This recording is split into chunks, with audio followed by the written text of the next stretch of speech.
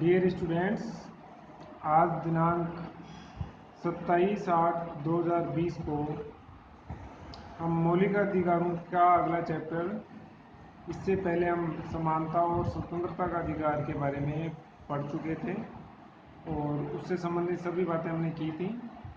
अब है आपके सामने अनुच्छेद 23 और 24 जो है शोषण के विरुद्ध अधिकार।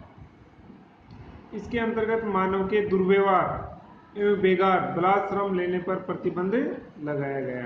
अनुच्छेद 23 यानी किसी भी मनुष्य के साथ दुर्व्यवहार नहीं किया जा सकता, उसको किसी व्यापार में जबरदस्ती नहीं डाला जा सकता और बलात्श्रम यानी जबरदस्ती उसे श्रम नहीं करवाया जा सकता।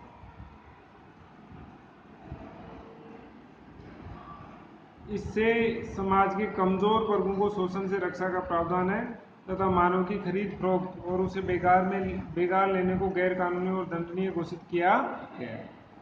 और इसी अनुच्छेद 23 के अंतर्गत ही कई तरह के कानून बने हैं। बाल मजदूरी को निषेध किया गया, बंधुआ मजदूरी निषेध कानून और कई तरह के कानून हैं जिनके आधार पर किसी निर्बल या गरीब व्यक्ति को या कमजोर वर्ग को उनकी खरीद फरोख्त नहीं की जा सकती, उनसे जबरदस्ती काम में नहीं लिया जा सकता, अर्थात उनकी शोषण से रक्षा हो। अब इसके अंतर्गत शोषण के विरुद्ध अधिकार के अंतर्गत अनुच्छेद 24 में 14 वर्ष से कम आयु के बालकों को नियोजित नहीं किया जाएगा। किन में नियोजित नहीं किया जाएगा? कारखानों में, खानों में और अन्य संकटमय उद्योगों में 14 वर्ष से कम आयु के बालकों को नियोजित नहीं किया जाएगा। तो अनुच्छेद 23 और 24 कंप्लीट हो चुके हैं। अब है अनुच्छेद 25 से 28। इसमें धर्म की स्वतंत्रता का अधिकार, इसका उल्लेख दिया गया। यानी देखिए, भारत एक धर्मनिरपेक्ष राज्य है, अर्थात यहाँ राज्य सभी धर्मों के प्रति निरपेक्ष और निष्पक्षता का भाव रखता है। और भारतीय संविधान में अनुच्छेद संविधान संशोधन जो 42वें संविधान संशोधन 1976 के द्वारा हमारी प्रस्तावना में 3 शब्द जोड़े गए थे।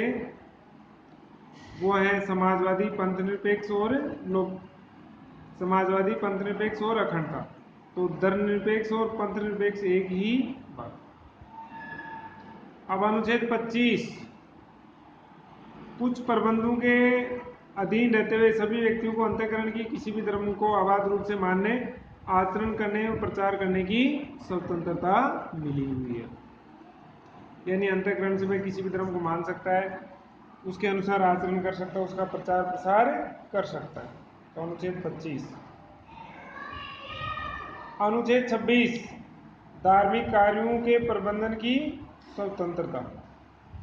प्रत्येक धार्मिक समुदाय या उसके किसी भाग को धार्मिक संस्थाओं की स्थापना एवं पोषण का, धर्म विषयक कार्यों के प्रबंधन का, जंगम और स्थावर संपत्तियों के अर्जन और स्वामित्व का और उनका विधि के अनुसार प्रशासन करने का अधिकार होगा।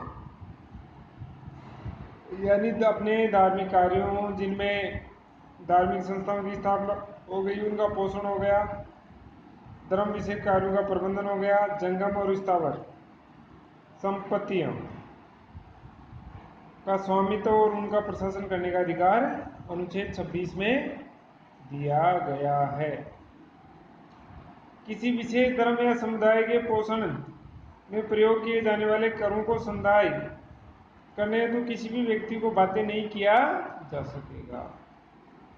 यानी कोई व्यक्ति किसी धर्म के अंतर्गत प्रयोग किए जाने वाले करों के संदाय तो किसी व्यक्ति को यानी उसको कर देने के लिए बाध्य नहीं किया जा सकता अगर वह व्यक्ति धार्मिक प्रयोजनों के लिए अपना खर्च करता है।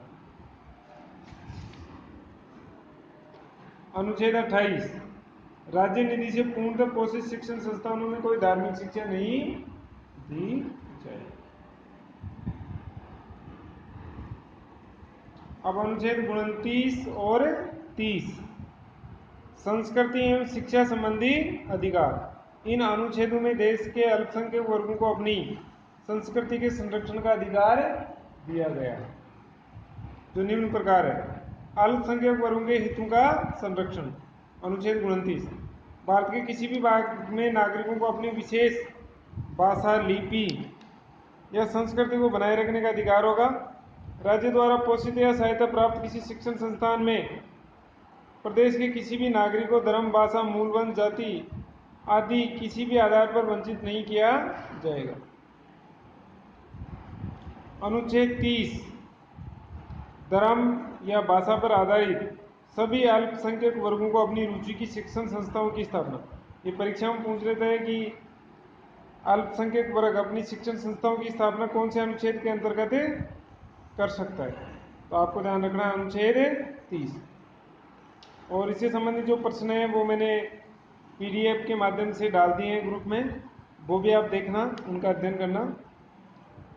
राज्य शिक्षण संस्थाओं को सहायता देने में इस आधार पर कोई भेदभाव नहीं करेगा कि वे किसी अल्पसंख्यक वर्ग के अधिकार में है, यानी राज्य सहायता दे सकता है, जैसे मदरसा वगैरह उनमें राज्य सहायता करता है, उस आधार पर उसको चैलेंज नहीं किया जा सकता। अब है आपका संवैधानिक उपचारों का अधिकार, जो कि सबसे इम्पोर्टेंट है और उसका उल्लेख अनुच्छेद 32 में दिया गया है। अर्थात जो सभी मौलिक अधिकार है उनका इम्प्लीमेंट अनुच्छेद 32 के द्वारा ही होता है। अगर उनका इम्प्लीमेंट नहीं होगा तो वो अधिकार किसी काम के नहीं।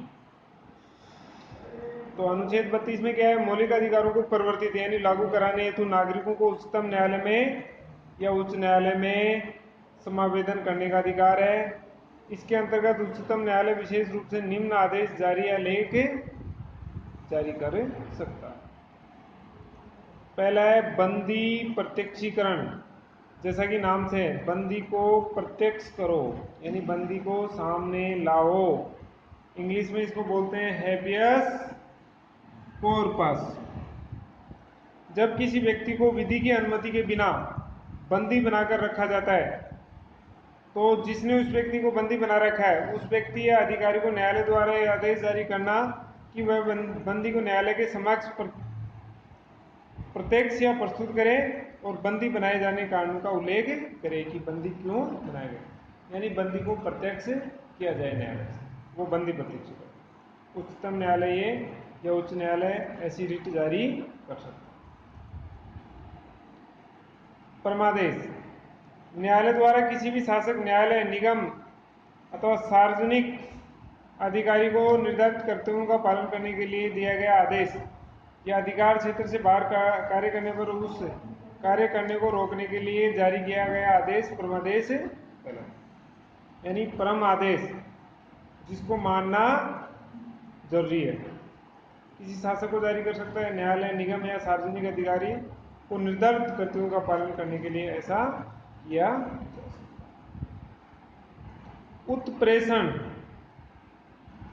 सर्टेरी, किसी कनिष्ठ न्यायालय के अधिकरण या अधिकारी को जारी किया गया आदेश कि उसके अधीन विचाराधीन प्रकरण से संबंधित कार्रवाई के कागजात उच्चतम न्यायालय में भेज दें। उत्प्रेषण का अर्थ होता है उत प्लस प्रेषण, यानी ऊपर की ओर प्रेषित करना, ऊपर की ओर भेजना।